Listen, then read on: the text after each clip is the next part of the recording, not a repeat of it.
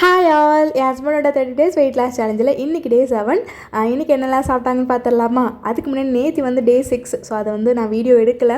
ஏன்னா ஒரு hospital checkup இருந்தது எனக்கு. அதனால் ஹைதராபாத் போயிருந்தோம். அதனால் ஒன் டே ஃபுல்லாக அங்கே கடையில் தான் சாப்பிட்டோம். என்ன கிடைக்குதோ அந்த ஃபுட்டு சாப்பிட்டுட்டு இருந்துட்டோம். ஸோ அதனால் தான் வீடியோ எடுக்கலை. இன்றைக்கி வந்து என்னெல்லாம் சாப்பிட்டாங்கன்னு பார்த்துடலாம். எனக்கு ஒரு 8 monthsக்கு முன்னாடி தான் ஸ்பைனல் கார்டில் ஒரு பெரிய ஆப்ரேஷன் நடந்தது. டிஸ்க் பல்ஜ் ஆகி, ஸோ இந்த மாதிரி ஸ்க்ரூ வச்சு உள்ளே டைட் பண்ணியிருக்காங்க. நல்லா நடக்கவே முடியாதுன்னு நினச்சேன். இப்போ என் ஹஸ்பண்டால் தான் நடக்கிறேன். எல்லாமே ஹஸ்பண்ட்காக தான். இந்த வெயிட் லாஸ் சேலஞ்ச் எடுத்துருக்கிறது என் ஹஸ்பண்ட்காக தான். ஸோ அவங்க வெயிட் லாஸ் இருக்குன்னு சொன்னால் அவங்க இருக்க மாட்டாங்க. இந்த மாதிரி வீடியோவாக போடும்போது கண்டிப்பாக வந்து எனக்காகனாச்சும் வெயிட் லாஸ் பண்ணுவாங்க.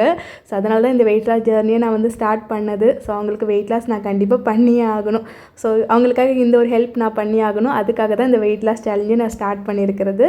சரி, ஓகே. இன்றைக்கி மார்னிங் பிரேக்ஃபாஸ்ட்டுக்கு வந்து கோதுமை ரவையில் வந்து இன்றைக்கி கிச்சடி ரெடி பண்ணியிருந்தேன். நேற்று ட்ராவலிங்கில் இருந்ததால் இன்றைக்கி பெருசாக லஞ்சு சமைக்கலை. கடையில் தான் வாங்கியிருந்தோம். அது வந்து சோள சப்பாத்தி கடையில் விற்பாங்க. வெள்ளைச்சோளம் இருக்கு இல்லையா, அதில் சப்பாத்தி, அப்புறம் கொஞ்சமாக சாதம், அப்புறம் பொரியல், குழம்பு, இதெல்லாமே வந்து கடையில் தான் வாங்கி சாப்பிட்ருந்தோம். இன்றைக்கி ஓரளவுக்கு ஹெல்த்தியாக வந்து லஞ்ச் முடிச்சிருந்தோம்.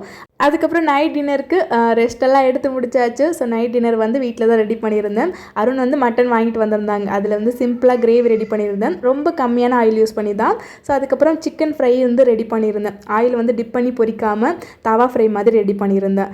இன்றைக்கி நைட்டுக்கு கொஞ்சமாக சாதம் தான் அருண் சாப்பிட்ருந்தாங்க.